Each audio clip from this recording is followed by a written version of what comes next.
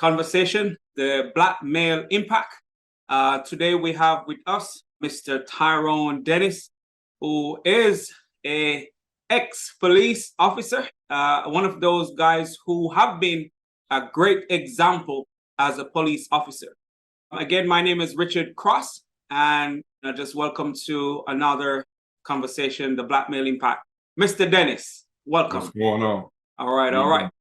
Yeah, so before we get into the conversation, I want you to share some of the things about you and some of the things that you're doing before we get into the conversation. All right. Well, originally from St. Louis, Missouri, born and raised.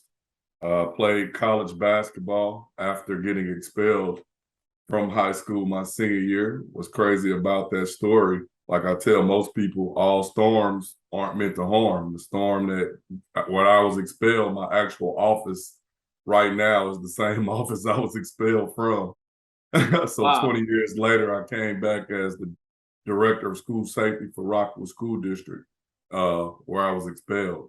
God make things happen in your life for a reason. And at the time, of course, we don't know why that happened, but by me getting expelled, I didn't go Division I to play basketball like I wanted to. I ended up at a community college. And at that community college, my professor was a former FBI agent.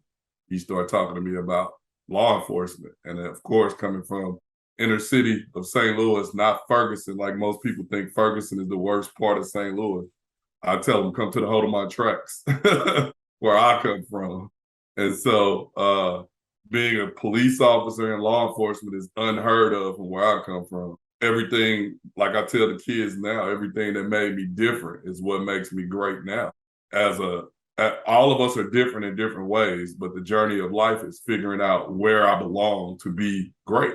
And for me, when my professor asked me about the FBI, at first I was reluctant.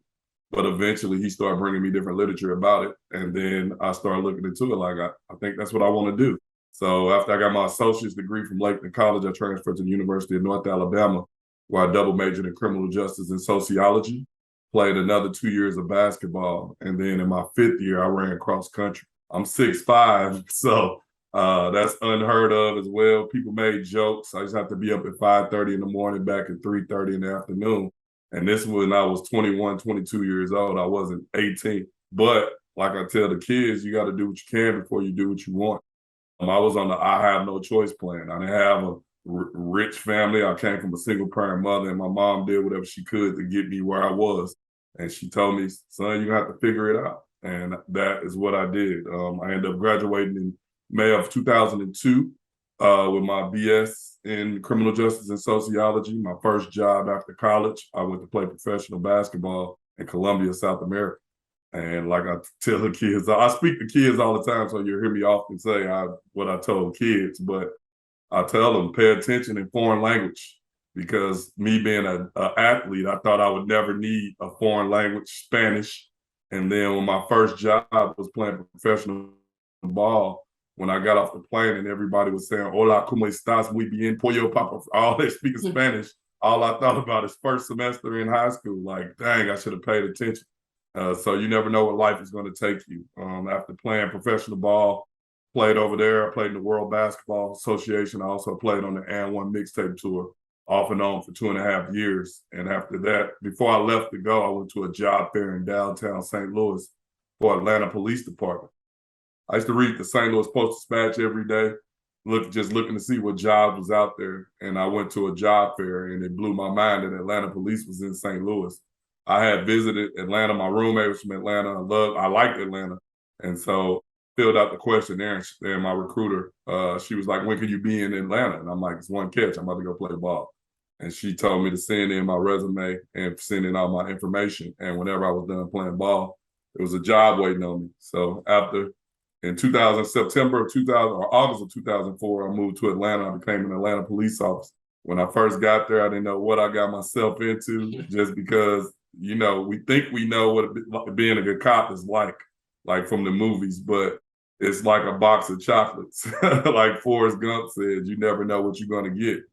The moment I walked in the door at Atlanta Police, I knew I was different. In the academy, I knew I was different. When I got on the streets, I knew I was different. I did 6.5 years on patrol. And for me, I learned these are my people. And so I didn't like touching on people all day. I figured out that knowledge was power. And so I got to know everybody in the community in which I worked. And I made relationships with everybody from the Arab guy at the gas station to the dope boy on the corner to the elderly lady that's been in the community for a number of years. And over the course of my career, that's what made me a good officer and a good detective. After being on patrol, I had to assist a homicide detective missing persons on a case. And after providing him with the knowledge that I had, initially he thought I was foolish. He told me I watched too much TV. But then a week later, he came back and said, you were spot on. And they had just did away with our Red Dog unit after a botched raid and everything. And so he was like, they got this new unit coming up, Apex. I put your name in it for. And I'm like, I don't really want to ride with nobody. I like doing my own thing. And so I went to Apex for 6 weeks. And then before I know it, I got promoted to detective. I worked general investigations for a year and a half. And then in 2013, I became a gang detective. Never knowing that my experience growing up in a gang-infested neighborhood would then become my passion, become my calling card and my name. I worked gangs from 2013 to 2020 when I retired. And I left Atlanta Police Department as probably one of the most decorated officers in 16 and a half years.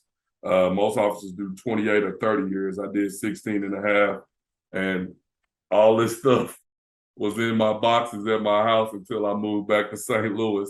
And me and my wife just used to throw stuff in boxes, and then I started getting awards for all types of stuff. But the day I walked in, I had a passion for community. One of my buddies brought me into South Atlanta High School to talk to the kids. And from that point on, in 2004, I've been mentoring and volunteering with kids ever since. And Okay. I've never took any formal speaking classes or anything. I just learned from trial and error and making myself available to go speak to the kids. And so now, after Mike Brown happened in Ferguson, my social media used to blow up after every officer involved shooting. So I wanted to do something different and try something. So I created the program, Flippers and Cops. Yes. When I created the program, I didn't really know what I was getting myself into. I literally just was trying to do something different. And I felt that as law enforcement, if we're supposed to be for the people, why aren't we communicating and interacting with the people? And so I figured that. Yeah, and I don't want to, because I want to ask him the question, because some of what you're sharing will go into the question, but I really like your story. I'll be here listening, but I don't want you to share everything pertaining to the question and then I have to go back. But what you said about where you start and where you are right now, I believe that speaks volume on a lot of levels, because as you said, we don't know what life presents us and why. Sometimes we think it's a storm, as you said, but sometimes it's clear the path for what we're supposed to do in life. So I really appreciate it. And we're going to talk more about some of the things that you said, because I just don't want you to share everything yet. And then I'm going to ask you the same question again. So I want to, some of what you share will tie back into some of the questions, but I want to ask you this question, because just listening to what you're sharing, you cover this well. So what is the mindset that it takes to make a positive impact? What mindset to make a positive impact? I have a mindset of I will not lose and I can do anything. I feel like if I can make it from where I made it from and be able to conquer what I've been able to come through, I feel like I could do anything. Back when I got expelled from high school, at the time, I thought it was the end of the world, but it actually was my rebirth. Because it basically made me figure out that I got to get my life together before I flush it all away or ruin it. And those same things that I grew up around, I had to get people away from me that had that mindset. I had to pull myself away from people that wasn't goal-oriented like myself so that I could be great. And it wasn't that I was trying to be mean or anything. I just had to do what I had to do for me and myself. And a lot of young people through peer pressure feel like they got to be like the crowd and so forth and so on. And when I became a cop, some of my friends was like, what are you doing? Why are you doing that? And those same people are the same people that call me now for help and information and stuff. So I feel like if not me, then who? I often preach about going pro in life because as a Black male, we often think that the only thing that we can go pro in is in sports. But just like like crime, sports has an expiration date. Father Time is undefeated. You can only play sports for so long before you have to hang it up, hang up the cleats, hang up the ball, whatever. But sports is a vessel, if you use it correctly, that can take you to places you never seen. I never thought I would be able to get paid to play basketball in another country.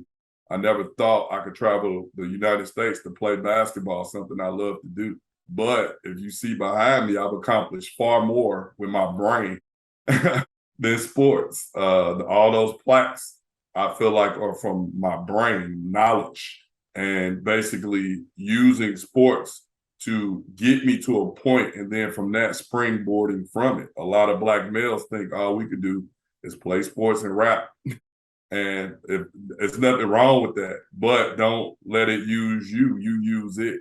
And I'm so glad that I played sports because it taught me a lot of discipline. It taught me teamwork. It taught me different things, different lessons and trials and tribulations through basketball helped me become the man that I am today. Okay. I really love the perspective of not be defeated, having that type of mindset of not being defeated. I think when you think like that, it doesn't matter what comes up against you.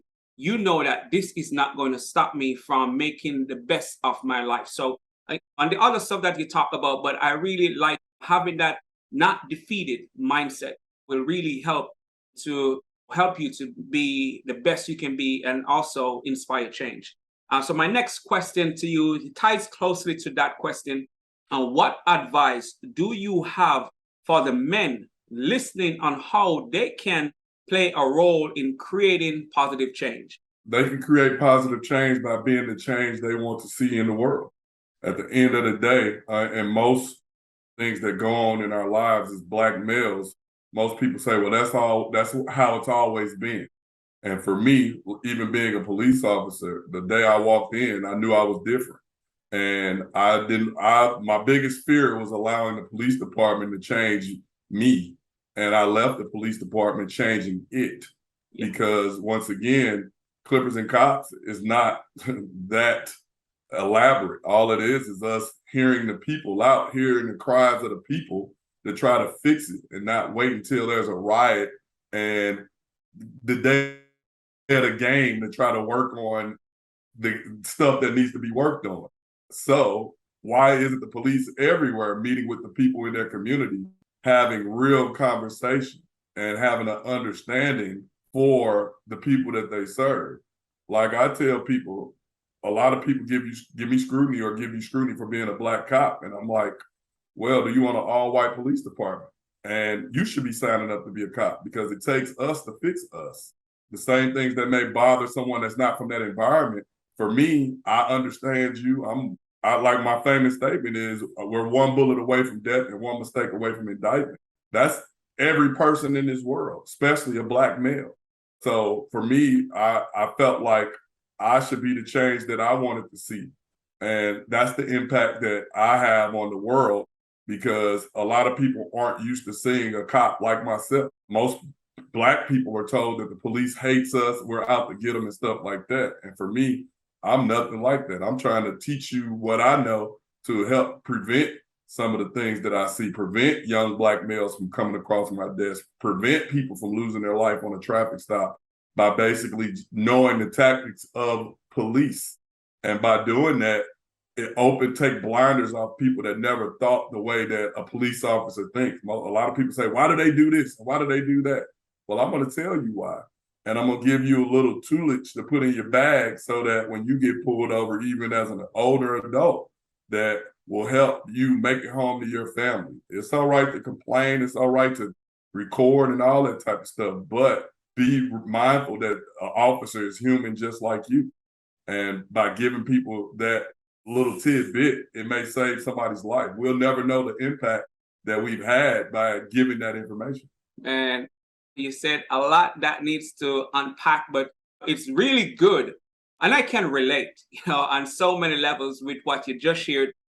Also be an ex-police officer myself. But something that you said that I believe is really, really profound. Don't go in an environment that needs to change and allow it to change you. You're supposed to change it. Man, that is really, really profound.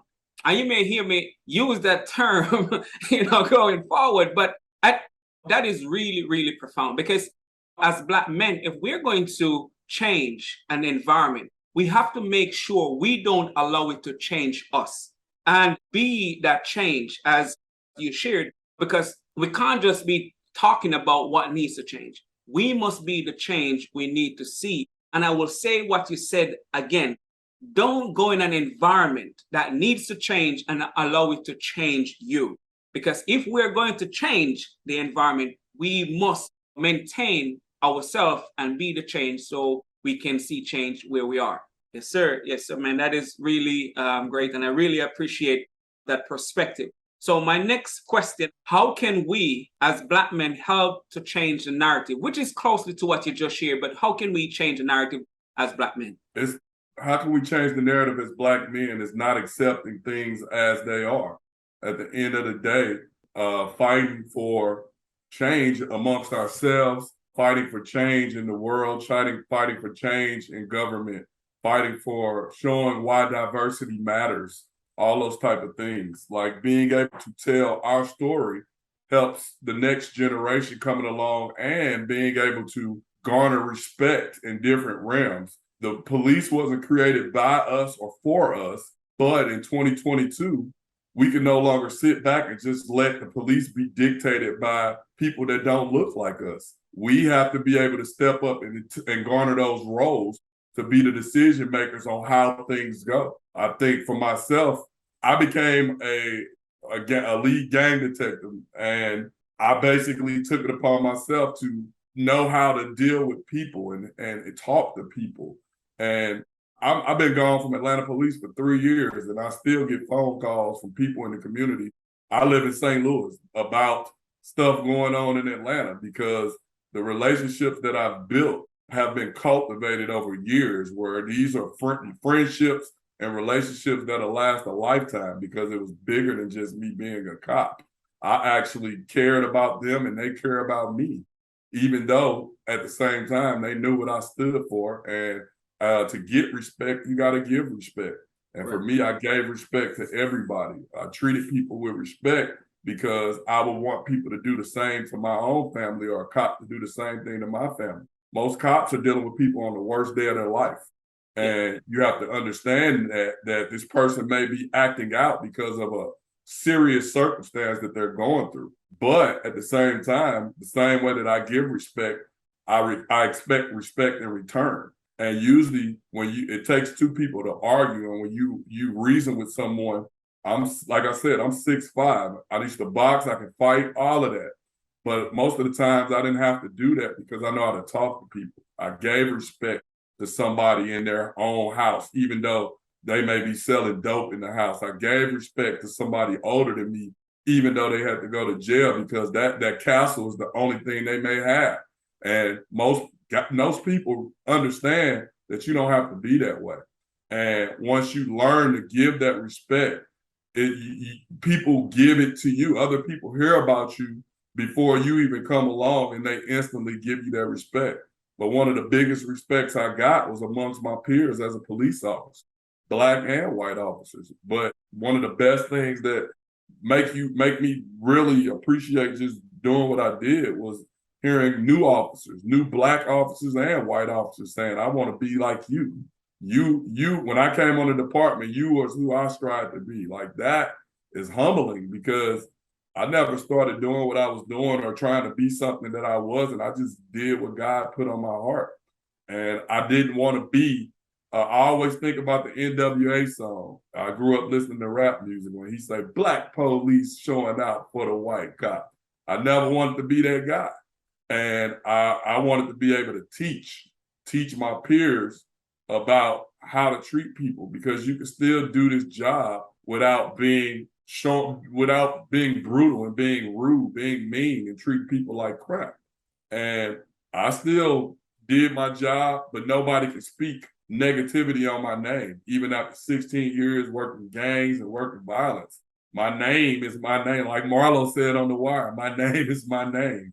My name carries weight in Atlanta. I call myself, people say, you like a D-list celebrity. That's because I've established a reputation of doing my job, doing it fair and doing it right and treating people right I ain't never corrupted myself or my badge or the integrity of what I stand for. I just did what was right. Man, great answer.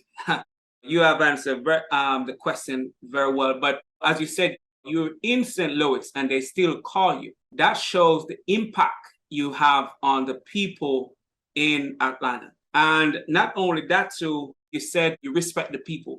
And once you respect the people, they're going to respect you because that's important. And another thing that you said that I believe it is every one of us need to, police or teachers, it doesn't matter your profession, have to take in consideration when we meet the person that could be their worst day. Right. So we have to understand that we may not meet the person on their best day, and how we treat that person can dictate how that person reacts to us. And very important because that's something that we sometimes don't even think about or consider when we're dealing with people. And that's a valid point. But I know it's because you make an impact. The people are still reaching out to you. And that's how I came across you too, whilst I was a professor at Clark, because the work that you were doing in the community. And I said, man, this police officer needs to talk to the students because I was teaching criminal justice students and I saw the impact you're having with the people in the community. So I think that was impressive. And I'll just say, man, just continue doing great work. That was 4 years ago, Cross. We met 4 years ago. You came, I think, to the first Clippers and Cops, yes, March 1st, 2018. Yes, and sir. Then from that, I came to Clark, and we've been going to schools doing what's now called Clippers and Cops Campus Invasion. On tomorrow, I go back to Florence, Alabama, and I speak at the University of North Alabama with their students. And then on that following day, we're going to Florence City Schools to speak at the high schools. With our campus invasion, I learned during Clippers and Cops that the demographic that needs to come to the barbershop wasn't showing up, ages 15 to 25. And so since they weren't coming to us, we start going to them. And we talk to them about decision-making, goal setting, do's and don'ts on traffic stop, gang violence, rap music.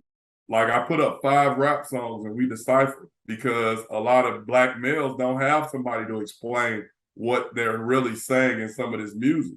And once we break it down, some of the kids' mouths are to the floor that they don't believe that they are saying that. Or on a traffic stop, what do you do when you get pulled over? I get pulled over all the time. Like right now, people don't know that I'm a cop. I'm just a Black man just like everybody else. But it's certain things that I do as soon as I get pulled over, the officer, to put him at ease where he doesn't have to be reaching for his gun. And if, like I said earlier, if we could teach one Black kid or anybody to make it home and not lose their life over a traffic stop, then it's a win-win for everybody. That's making the world we live better. And that is important as we navigate our way forward. So I'm going to go into the next question. Right. What or who has influenced or inspired you to pursue the path you're on? I know you mentioned that the professor, that the FBI professor, was he the only influence? Okay. He influenced me in going into law enforcement because at first I didn't, Ken Grider, he was my professor at Lakeland College. But my mom, my brothers and my sisters and my grandma is what motivated me. My mom was a single parent mother raising 4 kids on her own. But my mom always instilled discipline, respect. My grandma instilled the Bible. My brothers and sisters, I got 2 older brothers and a sister, and then I got another brother and sister that grew up in California. But my brother that's closer in age with me, Poochie, Darnell is his name, each one of them taught me different stuff. But my brother taught me that even now as a father, you're either raising somebody's dream or somebody's nightmare. And he just gave me so many gems on how to be a stand-up guy. and he was in the streets when he was growing up and different stuff like that. But my brothers and sisters wouldn't allow me to jump off the porch into the streets. They made sure that I had what I needed so I could concentrate on school, my books, and so forth and so on. So it's like when you see me, you see bits and pieces of all of them shining, because it's almost like I got all these different educations in the same household from all these different people that basically poured into me so that I could be successful. And now at 43, I know I couldn't have been who I am without them. And so who motivated me? My family. They the ones that motivated me to be great. Do sucker stuff. Don't take yourself off the board doing stupid stuff. You know what I'm saying? And some of their mistakes I was able to see at an early age that let me know that's not what I wanted to do. And that's good. That's good. It's always good to have people, even though they may not doing the right thing, can actually instill and don't allow you to do the right thing. But you said your mom instill some things in you, some good practices and stuff Core like that. values. So, yeah, Core values. values. Yes, sir. And my brother is one of those things where you look at it now and all I think about is that's why I love mentoring it, because some young people don't have that guidance. I look at it as if somebody's supposed to be a big homie to somebody and you're steering them towards jail, prison, or death, you failing. You should be even if you in the streets, you should be teaching them to do something different. The streets shouldn't be your top option. That should be a stepping stone. I get that you have to do what you have to do, but you shouldn't continue to do that, and you shouldn't glorify that.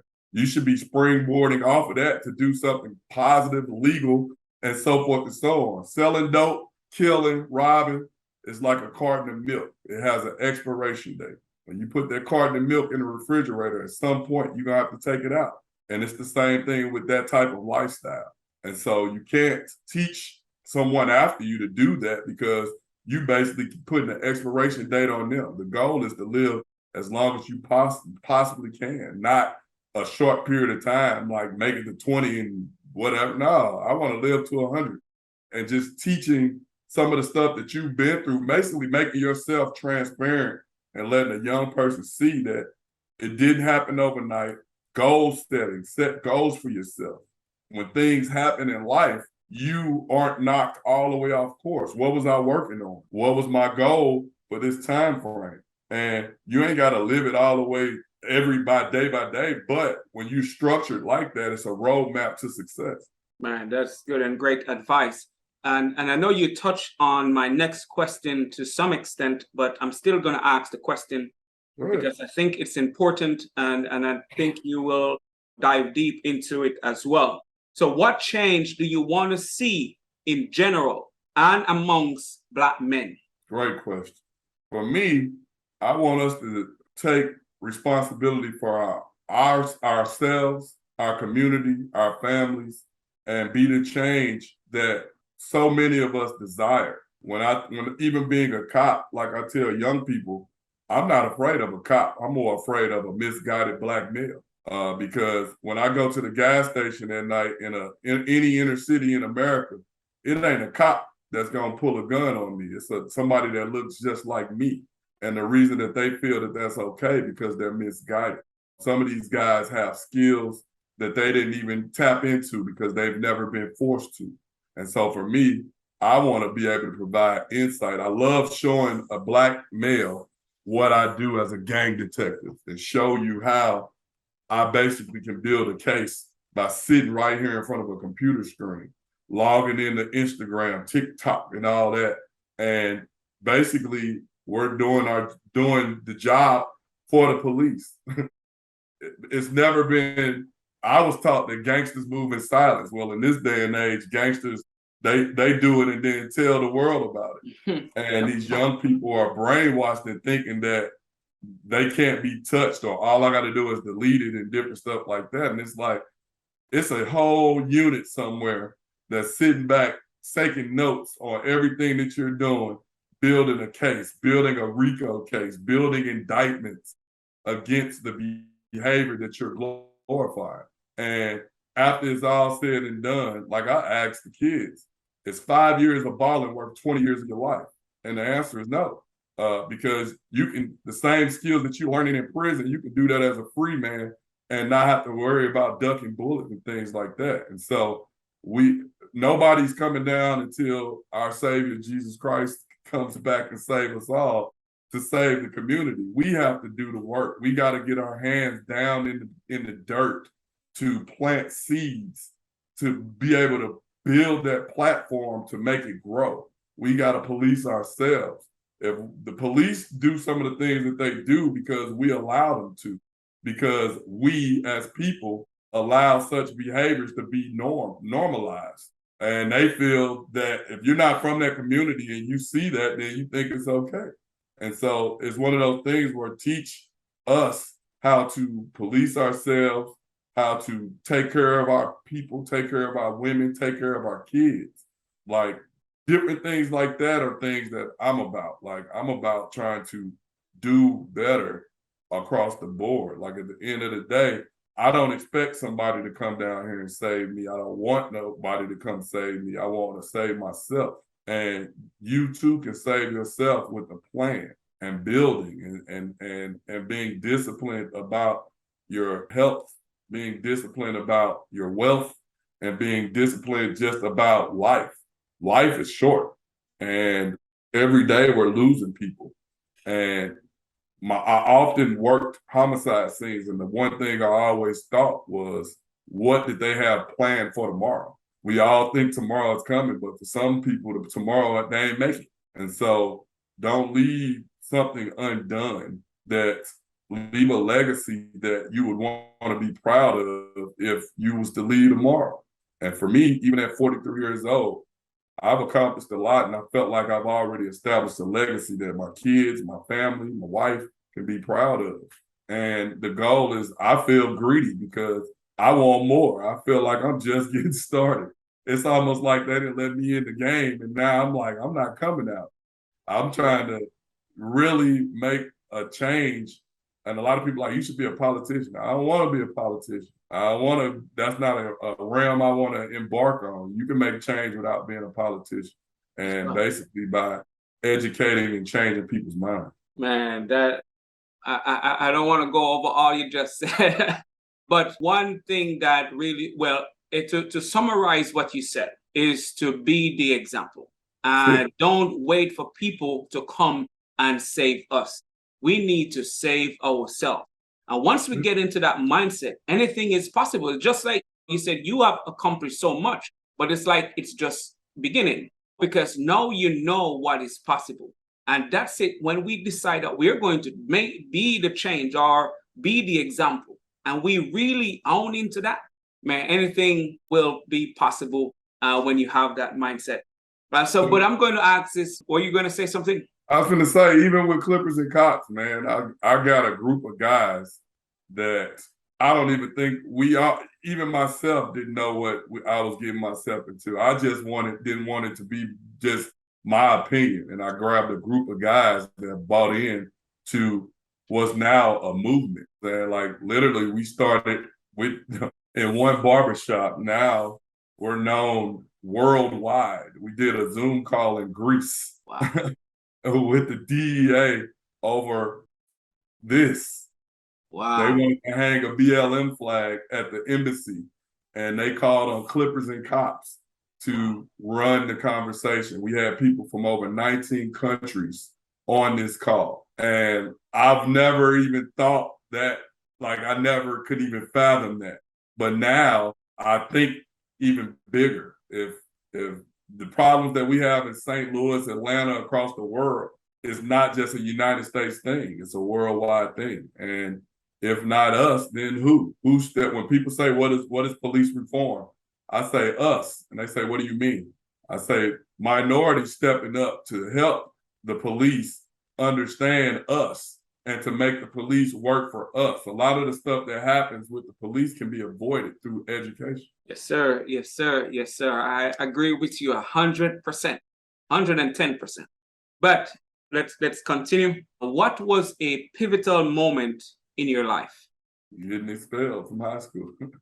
When I got expelled, what's crazy about this story is one of my friends, I was getting recruited out of high school by Marquette University, Indiana State University, Tulsa University. Those were my top choices.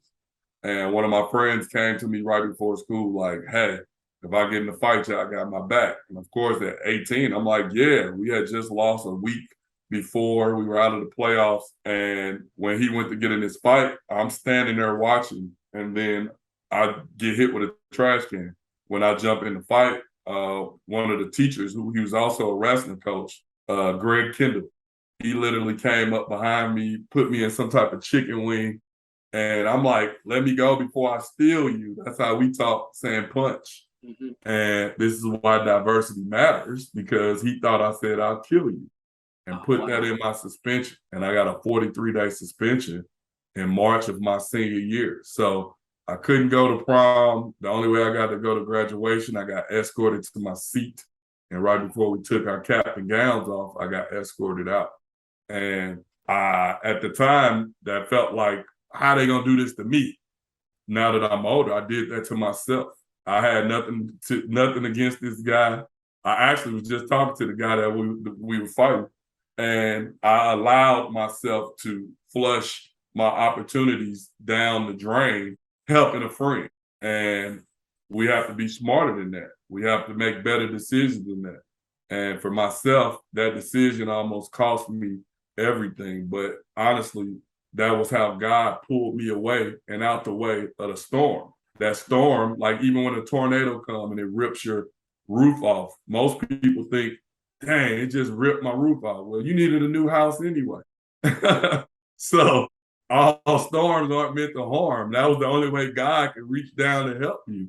And for me, he cleared the path to take me to Mattoon, Illinois. And I just went back a few days ago as a paid guest speaker, to speak at the same college that was a last ditch effort for myself. You got me? So, like I keep telling the kids, I'm like, a mistake ain't a mistake if you learn from it. And for me, I learned from it. And I've been able to do so much more from that. And the only person that truly remembers some of that baggage of the negativity is myself. So let it go. When I reached out to Mr. Kendall, the teacher that basically got me suspended, and we had lunch, and he barely remembered the story. And so it's like, let some of this stuff go from your past. After every storm, the sun comes out the next day. So let that sun rise and get them sun rays so you can continue to grow. If you stay in the dark, you don't grow in the dark. You grow in the light. And for me, by allowing myself to take that weight off my back and just tell him thank you. And he didn't even know any of this. He didn't even know what I turned out to be. He never thought about me since. But I want to show him, like, you don't even know the impact that you had on my life. And it was for, even though you lied, technically, it wasn't all your fault, and I forgive you. And moved on with my life. He had me come be a speaker at his school. So yeah, that's the thing, like, let stuff go and continue to be great, continue to build, don't hold grudges, don't waste your time worrying about things that are out of your control. And that's how I live my life. Some people say, you always happy. That's because I pray, and I know that better days are coming. Like I said, I've done so much in a short period of time, and I feel like while I still got breath in my body, is more to be done. Like, I'm retired at 43, and I want to be retired again by 50, but I want to be retired because of an impact that I've had on this world that allows me the opportunity to retire. Because at the end of the day, I could talk until they putting dirt on me. So that's the new line of work. Like, I'm certified as a gang expert in state, federal, and civil court. I got my own consulting business as a gang expert. And like I tell the kids, you never know what God is preparing you for. A lot of the stuff I learned about gangs, I didn't learn in a book.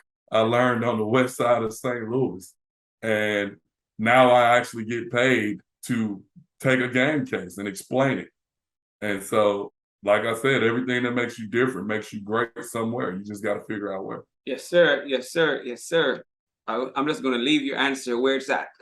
All right, but I want to ask this, and that's a great pivotal moment though that you shared, because sometimes we don't realize our pivotal moments, and sometimes we see something as negative, and if we don't analyze it the right way, we may not, as you said, we may not get the lessons out of it. And as you said, with the suspension, maybe if that didn't happen, you would go to those universities with the same mindset as you grew up in the community, but I gave you some perspective. So I believe that is worth sharing. And a lot of times we do have pivotal moments, but not realizing the importance of those pivotal moments. If that didn't happen, I had piss poor behavior traits, I Okay. would say. And I felt that by me being good at sports, I can get away with stuff. Okay. And I felt like I'm me, like they're going to look out for me. And that's the worst mindset that you can have, because as a young Black male, like I said before, sports is not the only thing that you can do. When you blow your knee out, blow your Achilles out, whatever it is, and you're no longer needed, if you all you did is went to school and ran a ball for 4 years and you don't come out with a degree, you just failed. Yeah, they're gonna remember you for your accolades on the field, but what type of job are you getting afterwards? What type of career are you starting from not getting that degree? That degree, they can never take that away from you. And I think that a lot of Black males forget that along the way. And I thought the same way. Like, I'm just here to play ball. And it's like, no, I'm not here to play ball. Well, I was here to learn. yeah, that's one of the things I appreciate about everything that you do. In you value education, and especially in the Black community, we need to see the value of education. We do, but there's still work to be done because a lot of our young people are distracted. But I know we can go on and on and on. But I want to ask this question. I know you share some of it during the conversation, but what life lesson you learned late that you think is beneficial or important to this current generation? What life lesson? This generation has to understand that it doesn't happen overnight. Okay. They have to understand that they see your shine, like they see that suit you got on, and they think that you just woke up like that. You and I and everyone pretty much that's successful had a turning point to made a decision on what they wanted to do, how they were going to do it, and they did it. And so a lot of these young people don't, they see your shine, they don't see your grind. And they have to understand work to be put in to get there. And a lot of kids think that this the microwave age. They think that I can pop it in the microwave or I can do a TikTok video and I'm good. And for some, that works. And not saying it doesn't. It's just like some people hit the lottery. Yeah. But for most of us, you have to build, work, and execute a plan. My buddy, my roommate went with me the other day back to our college, and he said, "Man, you are always focused." And I'm like, I wasn't always focused. I just became focused. And then it's like the Matrix. It's like a shining moment, like, oh, and then you fit, everything start making sense. And like now, I think McDonald's hamburgers. And somebody told me that they in Atlanta. They were like, "Man, you think when you see a sign that say 85 billion served, a McDonald's hamburger cost 25 cents back in the day, or however cheap it was. But you do that times 85 billion." And so I'm trying to build something with Clippers and Cops. I feel should be in every city in America, every school in America, because we're talking real life. I'm trying to give tutelage and guidance on real life. I'm trying to save kids from the prison pipeline system. Some kids go to the prison and then they learn a skill that they could have learned on the street, but they never had anybody telling them no better. And so for me, I want to be able to tell them anything I can tell you, I can show. And I show them because not to glorify it, but to educate them, to understand that everybody ain't out here to get you. And like I said earlier, you have to live for you. You have to plan for yourself. You have to build for yourself. Nobody gonna put in the work for you. With sports shows who's put in the work. When you see somebody come back from the summer and they cut up, rocked up, they didn't worked out, it shows because now they're a whole different person. Yeah. I coach high school basketball and I tell them the weight room. I'm like, you got to live in the weight room. And they're like, nah, I don't need that. And I'm like, it's somebody somewhere that's putting in the work in the weight room that's making their shot better. They can take a bump better. They can do everything that you think you can do, but it has to be cultivated. When you get to college, basketball, sports is a job. Yep. That's why they have you in the weight room, running and all that, because you are they're going to have you as an oiled machine. And if you can't do it, they'll get you up out of there and find somebody that will, because it's a business. And once you understand that, you'll see, I need to get what I need to get out of this business while I can. Oh, yeah, you got to put in the work. You ain't going to get there without the work, no matter how talented you think you are. And we share a lot of things because, being an athlete myself, knowing that wasn't the best athlete, but I know I had to work hard so they could see me. And if you want opportunities, you have to work and be willing to work harder than the next person. So that's great. So before I ask my final question, I want to ask you this, where can the listeners find you and your work to support the great things that you're doing?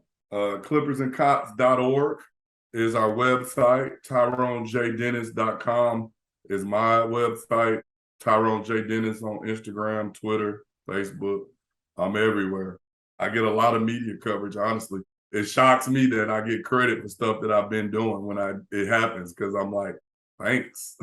I'm humbled, but at the same time, like, I've been doing this stuff.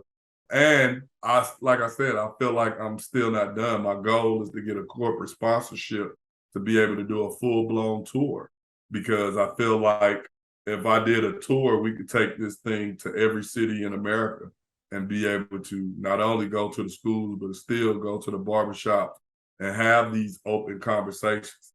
I'm not afraid of Black people. I'm not afraid of another Black man. I feel like we all can relate to each other in some way.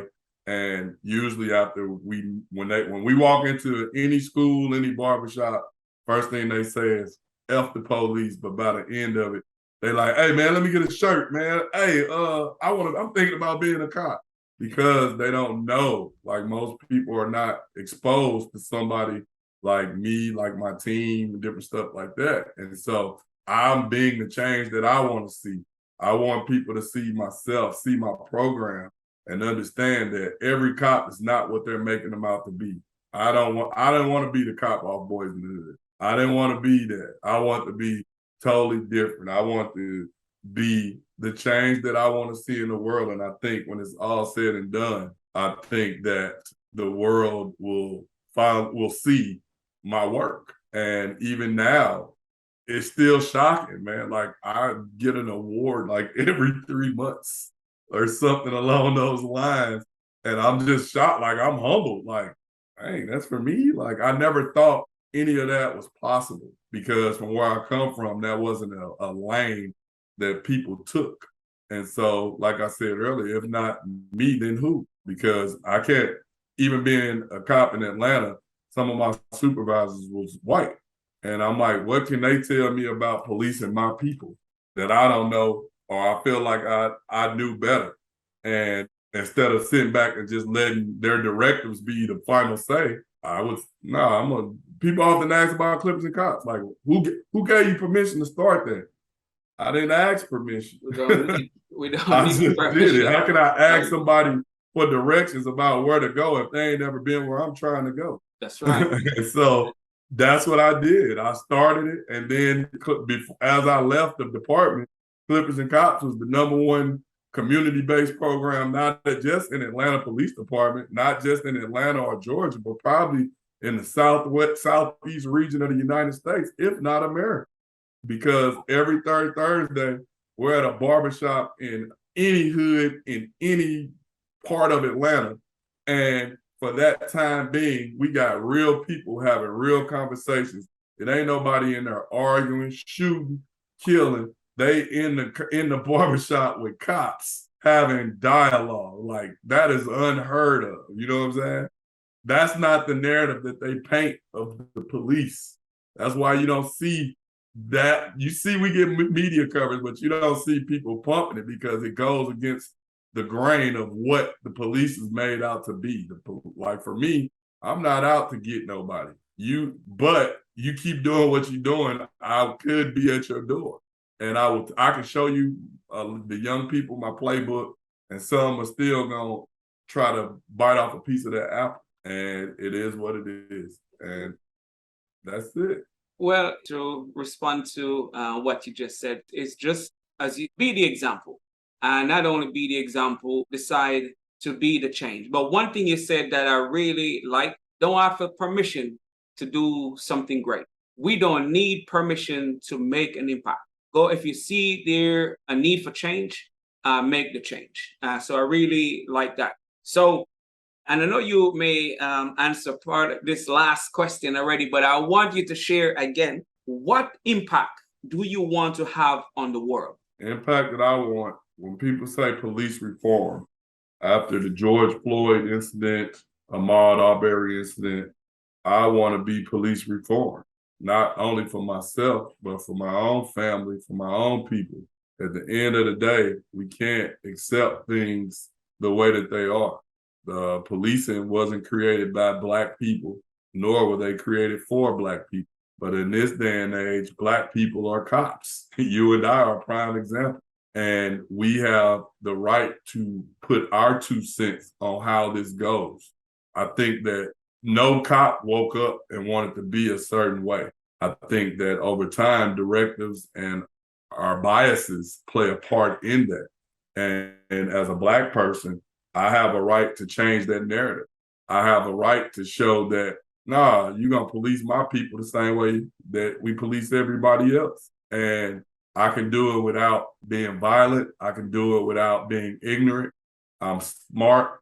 And there's ways to create change that only thing people can do is fall in line. And that's why I love Martin Luther King and people like from the civil rights movement, because the stuff that they went through allows me to be who I am today, allows me to be able to set the tone for how things go for my kids.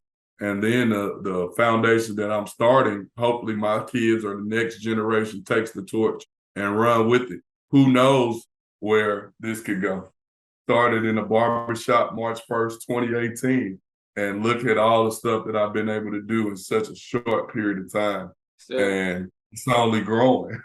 Man, I saw the beginning and I've seen the places that you have been, even during after the pandemic and stuff like that. So that's real progress. But I know you want to make a great impact. But I want to close with this. And Mr. Dennis, thanks for being here on the Black Male Impact. But I will say this to the listeners. I hope you all remember, when you want to make a change and you go in an environment, don't make yourself change to what's there. You change it. Don't allow the environment to change you when you know that something needs to change. You need to change it. You need to stay true to who you are, your core values, and be that change where you know change needs to happen. And that's something that I think I'm going to store somewhere in my brain to remember every time, because that's the way I show up every day. It doesn't matter my environment. I'm going to be the change. It doesn't matter what you're doing. I'm not going to change to suit you or to come down to your level. I'm always going to be at that level that I know I'm supposed to be, because I know wherever I am, I need to be that example. So I'm glad that you put that in perspective. So it's going to be in my mind everywhere I go. So Mr. Dennis, thank you for being here. Thanks for having me. I'm glad I've been able to just talk about myself. You never know who's watching, and you never know what impact that you can have on somebody else by them watching you on your journey. And I'm living proof of that. Like, I'm just trying to be the change and continue to be in that change and showing people it's life after being a cop, it's life being able to change the cops and just being different, being, like you said, being the change that I want to see in this world. And my goal is to impress the Lord and Savior, and where he says on my judgment, job well done. Yes, and won't stop, can't stop. That's right. That's Take right. that. Take And that. go pro in life, people. That's As it. you have Go heard. pro in life. You ain't got to go to the league. You can go to your mom and dad. It's a bunch of pros that we see every day that you Yes, don't even sir. realize they first round draft picks in life. Yes, yes, And yeah. that's what a lot of young people are fooled through social media, thinking that I have to be like this person. I got to be great. No, you can go pro in whatever you decide that you want to go pro in. And Yes, that's it. yes. All right. So thanks, Mr. Dennis, for being here on the Black Male Impact. This was a great conversation, and we're looking forward to have more great conversation. And for the listeners, if you haven't yet subscribed to the Black Male Impact, please do. We're going to have some tremendous guests here on the Black Male Impact. So looking forward to sharing more with you. And again, Mr. Dennis, thank you.